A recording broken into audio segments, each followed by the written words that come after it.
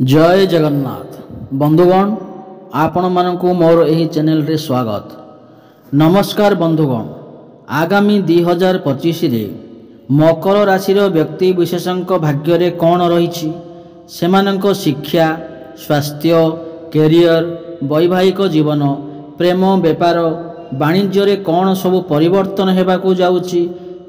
तेबे बंधुगण, दुख समस्या समस्तंक जीवन रे आसी थाए, किंतु आपण एहार प्रतिकार भी करि परिबे। मकर राशिर व्यक्ति विशेषकर भाग्य रे घटिब अनेक चमत्कार। प्रभु जगन्नाथंक कृपारु एही वर्ष 2025 भलरे कटिब। तेबे बंधुगण, आपण माने जदि माँ लक्ष्मी को सच्चा हृदय भक्ति एवं विश्वास करुथांती तेबे कमेंट बॉक्स रे जय माँ लक्ष्मी अवश्य लिखि दियंतु। जदि आपणकर भी मकर राशि होइथाए तेबे एही वीडियोटी को स्किप न करी शेष पर्यंत निश्चिंत देखंतु। जदि आपण माने एही चैनल रे नुआ आछंती ताहाले चैनल टी को सब्सक्राइब करि नियंतु एवं पाखरे थिबा बेल आइकन को प्रेस करि दियंतु। हेले चलंतु जानिबा आजिर मकर राशिर व्यक्ति विशेषक पई कोन रहिछि 2025। मकर राशि रे जन्म होइथिबा लोक माने 2025 वर्ष अतीतर समस्यार समाधान पाई अत्यंत लाभदायक होई पारे। आपण अतीत रे समस्या गुड़िक घुंचाइबाकू सक्षम होई पारंती, जहाकू आपण किछि समय पाई संघर्ष करिसंती। आहुरी मध्य परिवारर चलिथिबा विवाद शीघ्र समाधान हेबो। जदि आपण चाकरी, वृत्ति इत्यादि स्विच करबाकू चेष्टा करंती तेबे परिवर्तन मध्य संभव अटे। अतिरिक्त भाव रे व्यवसाय परिवर्तन मध्य होई पारे। यह सहित एक नूतन व्यवसाय आरंभ करने संभव हेबो। तुमर बहुत शक्तिशाली मन रहिबो। निष्पत्ति नेबा पई तुमर क्षमता बुद्धि पाइबो। कौनसी स्थान को भल खबर मध्य आपनकु मिली पारे। ये सब सत्वे परिवार एवं आर्थिक क्षेत्र में सजग रहिबा चतुर हेबो। जेहेतु मार्च रु शनि एहार प्रभाव घटाउथिले, राहु मे मासरे द्वितीय घर को प्रभावित करने आरंभ करिवे। फलस्वरूप जेतेबेले समस्या गुड़िक पूर्व अपेक्षा अधिक परिमाण रे स्थिर होइजिवो, तथापि किछि छोट व्याघात होई पारे। विशेषकरी परिवार एवं आर्थिक क्षेत्र रे एही परिस्थिति रे सतर्कता व्यवहार करिबा परामर्शदायक हेबो। मेर मध्यभाग पूर्वरु रोमांटिक संपर्क पई एहा एक भल ऋतु अटे। एहा सहित विवाह एवं दाम्पत्य जीवन संबंधी विषय गुड़िक पई एहा लाभदायक हेबो, किंतु मे मध्यभाग परे एही विषय गुड़िक पई समय कम लाभदायक हेबो। अधिकांश समय पई समग्र वर्ष कौनसी प्रकार शिक्षार्थी माननकु उपकृत करि पारे। आपणकर बृहस्पति तृतीय एवं द्वादश घर पई नियम करंती एवं बृहस्पति 2025 रे षष्ठ घर को गमनागमन करिवे। एही गमनागमन आपनकु सतर्क रहिबाकू चेतावनी देइथाय। जेहेतु आपण कार्य चमत्कार सफलता हासिल करिवे, आपण स्वास्थ्य समस्या मध्य अनुभव करि पारंती। पेट, अम्लता, अदृश्यता, हजम प्रक्रिया समस्या एवं चर्बी संबंधी समस्या एवं कोलेस्ट्रॉल वृद्धि सब समस्या सृष्टि करि पारे। एही समय मध्य खर्च मध्य वृद्धि पाइबो। तुमे तुमर अलसुआ को दूर कले ही तुमे सफलता हासिल करिवो। विरोधी माने आपनकु परास्त करने को चेष्टा करि पारंती। बृहस्पति अक्टोबर रे सप्तम घरे प्रवेश कला बेले तुमे एही समस्त प्रतिपक्षंक उपरे विजय हेबो। आर्थिक समृद्धता बढ़िबो। आपनक जीवन साथी आपनकु समर्थन करिवे। विवाह संपर्क रे वृद्धि घटिबो। अविवाहिता व्यक्ति विशेषंकु विवाह करिवार सुजोग मिलिबो। आपनक जीवन साथी आपनकु संपूर्ण समर्थन करिवे। तुमर निष्पत्ति नेबा क्षमता उन्नत हेबो। तुमर व्यवसाय भली कर्म क्षेत्र रे उन्नति पई मध्य एक उत्तम सुजोग रहिबो। एहा परे डिसेम्बर रे बृहस्पतिक षष्ठ घरे प्रवेश करिवा स्वास्थ्य समस्या उपर एक नूतन ध्यान आवश्यक करिवो। 2025 रे शनि तुमर तृतीय घर को गला बेले तुमर साढ़े सतीर समाप्ति को चिन्हित करी मकर राशिवासी एक परिवर्तन अनुभव करिवे। शनि शासक मकर राशि एवं द्वितीय गृह साधारणतः ତୃତୀୟ ଘରେ ଏକ ଅନୁକୂଳ ପ୍ରଭାବ ପକାଇଥାଏ। ଏହି ପଦବୀରୁ ଶନି ତୁମର ପଞ୍ଚମ, ନବମ ଏବଂ ଦ୍ୱାଦଶ ଘରକୁ ଦେଖିବେ। ଏହି ଗମନାଗମନ ଏକ ବର୍ଷରୁ ସ୍ୱଳ୍ପ ଯାତ୍ରା ଏବଂ ସମ୍ଭାବ୍ୟ ବିଦେଶୀ ଭ୍ରମଣ ଏବଂ ସ୍ଥାନାନ୍ତର ସହିତ ଭରପୁର ଭାବରେ ସୂଚିତ କରେ। ଧାର୍ମିକ ଏବଂ ଆଧ୍ୟାତ୍ମିକ କାର୍ଯ୍ୟକଳାପରେ ଆପଣ ଆଗକୁ ବଢ଼ିବେ। ଯେତେବେଳେ ତୁମର ଭାଇ ଭଉଣୀମାନେ ସ୍ୱାସ୍ଥ୍ୟ ସମସ୍ୟାର ସମ୍ମୁଖୀନ ହୋଇପାରନ୍ତି, ସେମାନଙ୍କ ସହିତ ତୁମର ସମ୍ପର୍କ ସକାରାତ୍ମକ ରହିବ। ତୁମର ପିଲାମାନେ କୌଣସି ମହତ୍ତ୍ୱପୂର୍ଣ୍ଣ ଅଗ୍ରଗତି କରିବେ ଏବଂ ତୁମର ସାମାଜିକ ସ୍ତର ବିସ୍ତାର ହେବ। ତୁମର ବୁଦ୍ଧି ଏବଂ ଚତୁରତା ମାଧ୍ୟମରେ ବିଭିନ୍ନ କ୍ଷେତ୍ରରେ ତୁମର ସଫଳତାକୁ ସାହାଯ୍ୟ କରିବ।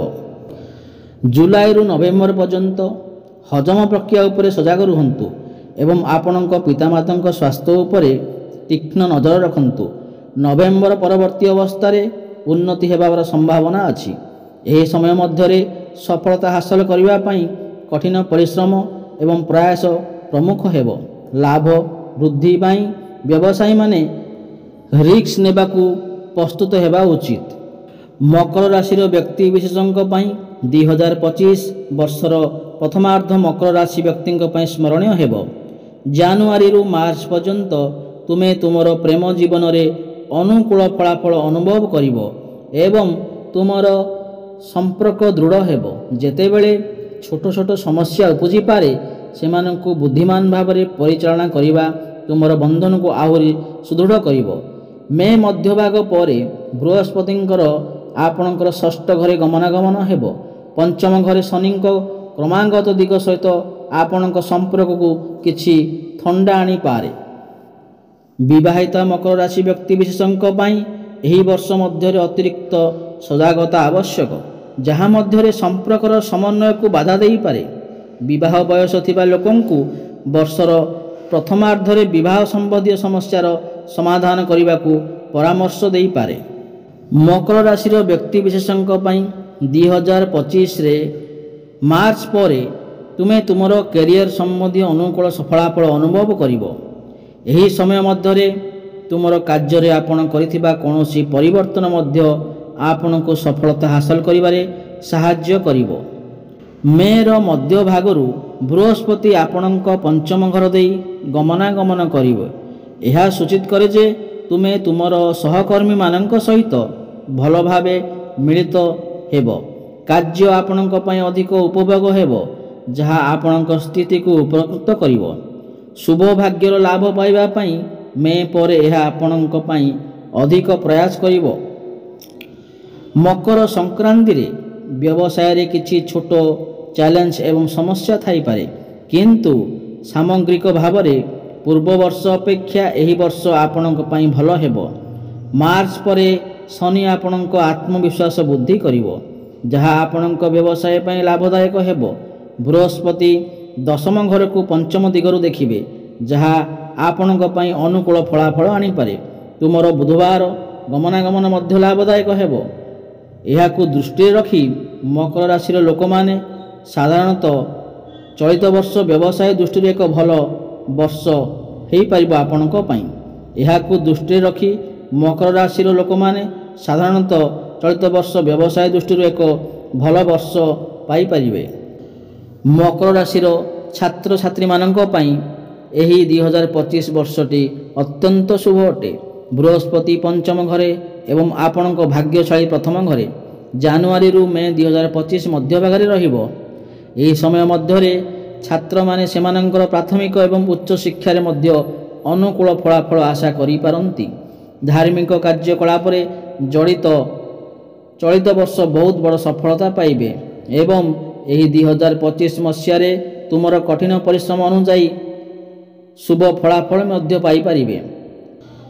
ସେମାନେ ବୁଦ୍ଧି ଏବଂ ଜ୍ଞାନରେ ସମର୍ଥନ ପାଇବେ, ଯାହା ଆଧାରରେ ସେମାନେ ଅଧ୍ୟୟନ ଏବଂ ବୁଝାମଣା କରିବାରେ ସଫଳ ହେବେ। ସମ୍ପୃକ୍ତ ବିଷୟଗୁଡ଼ିକ ମଧ୍ୟ ଘରୁ ଦୂରରେ ରହୁଥିବା ଦେଶବାସୀଙ୍କ ପାଇଁ ପ୍ରଦର୍ଶନ କରିବେ। ମେ 2025ରେ ବୃହସ୍ପତି ଷଷ୍ଠ ଘରେ ଗମନାଗମନ କରେ ଏବଂ ଏହି କାରଣରୁ ପ୍ରତିଯୋଗିତାମୂଳକ ପରୀକ୍ଷା ପାଇଁ ପ୍ରସ୍ତୁତ ଛାତ୍ରଛାତ୍ରୀମାନେ ଅନୁକୂଳ ଫଳାଫଳ ପାଇବା ସମ୍ଭାବନା ରହିଅଛି।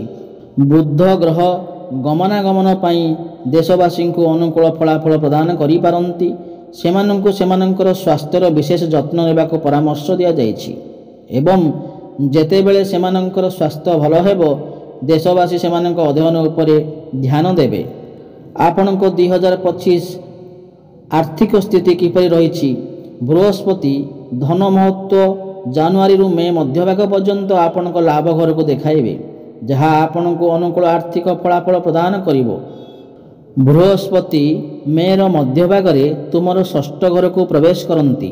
ବୃହସ୍ପତି ଏଠାରେ ଏକ ଦୁର୍ବଳ ସ୍ଥିତିରେ ଅଛନ୍ତି, କିନ୍ତୁ ଏହା ନବମ ଦିଗରୁ ଟଙ୍କା ଘରକୁ ଯାଞ୍ଚ କରିପାରନ୍ତି, ଯାହା ଆପଣଙ୍କୁ ଧନ ଗଠନରେ ସଫଳ ହେବାରେ ସାହାଯ୍ୟ କରିବ।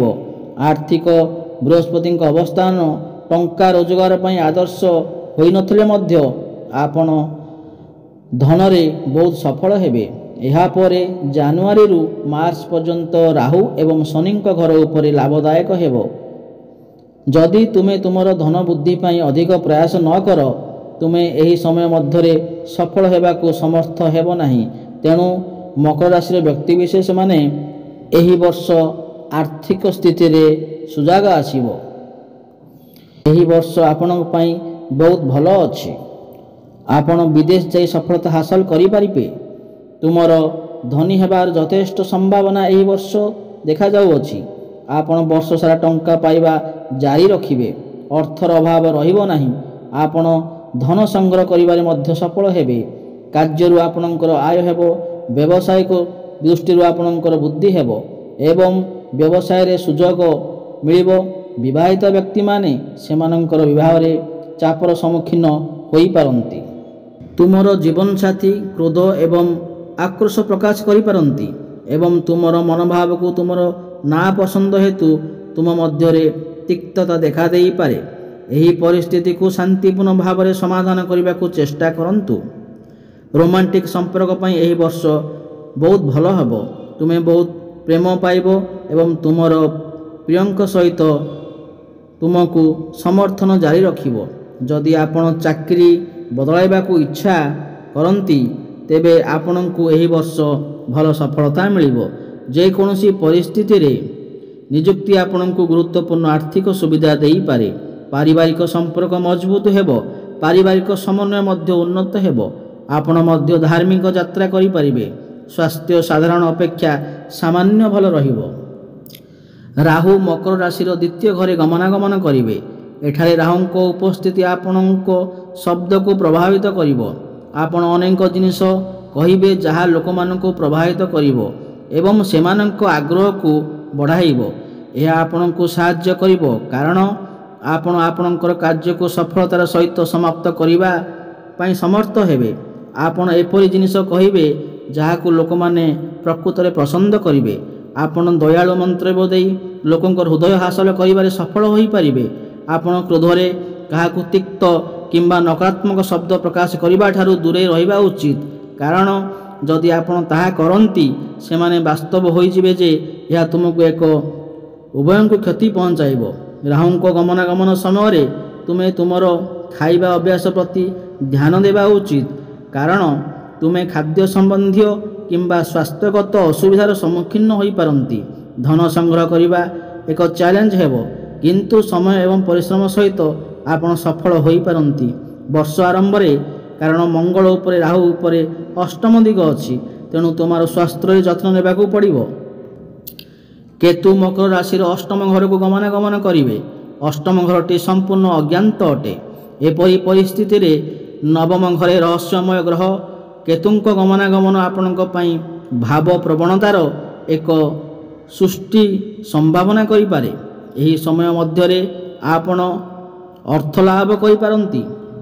କେତୁଙ୍କର ଗମନାଗମନ ସମୟରେ ଆପଣ ପିତ୍ତ ସମ୍ବନ୍ଧୀୟ ସମସ୍ୟା ଏବଂ ଲୁକାୟିତ ସମସ୍ୟା ଗୁଡ଼ିକ ଅନୁଭବ କରିପାରନ୍ତି। ଶରୀରରେ ଉପାଦାନ ଗୁଡ଼ିକର ସ୍ତର ବୃଦ୍ଧି ସମ୍ଭବତଃ ଅସୁବିଧା ସୃଷ୍ଟି କରିପାରେ। କେତୁ ଗମନାଗମନ ଏହି 2025 ବର୍ଷରୁ ପ୍ରଭାବ ହେତୁ ତୁମର ଚିନ୍ତାଧାରା ଧର୍ମ, ଆଧ୍ୟାତ୍ମିକ ଅଭ୍ୟାସ ଏବଂ ଆଧ୍ୟାତ୍ମିକତା ଉପରେ ଅଧିକ ଧ୍ୟାନ ଦେବ। ତୁମର ଜ୍ଞାନ ଜ୍ୟୋତିଷଶାସ୍ତ୍ର ପରି ହେବ ଏବଂ ତୁମେ ଏହା ଶିଖିବାକୁ ମଧ୍ୟ ଚେଷ୍ଟା କରିପାରିବେ। आत्मप्रतिफलन पाई यह समय आदर्श किंतु सामग्रीर आराम कमिजिव। यही समय मध्य विभिन्न स्वास्थ्य समस्या उभय एवं आपणक जीवनसाथी उपरे प्रभाव पकाई पारे। आपण एक सुस्थ खाद्य बजाय रखिबा एवं मध्यम कार्य पारिवारिक कार्यकलाप अंशग्रहण करने उचित। यही समय आपणक बंधु एवं बांधवी माने आपणक साहाय्य आवश्यक करि पारंती। तेबे दर्शक बंधु यही तो थिला मकर राशि यही 2025 केमिति कटिबो। तेबे आसंतु जानिबा यही 2025 रे मकर राशि व्यक्ति मानक पई किछि प्रतिकार करिबा द्वारा जहाँ आपण पई शुभ फलप्रद करिवो। आपण प्रत्येक शनिवार दिन उपवास पालन करिबा अत्यंत लाभदायक हेबो। प्रत्येक गुरुवार दिन आपण कदली गछ को पूजा करंतु। तेबे दर्शक बंधु यही तो थिला मकर राशि व्यक्ति विशेषज्ञ पई। जदि आपन को ये वीडियोटी भल लगी थाए तेबे ये वीडियोटी को लाइक करंतु एवं चैनलटी को सब्सक्राइब कर नियंतु एवं चैनलटी को आपणक सांगसाथी को शेयर कर दियंतु। रहुछि धन्यवाद। पुणी देखा आगामी वीडियो रे। जय जगन्नाथ।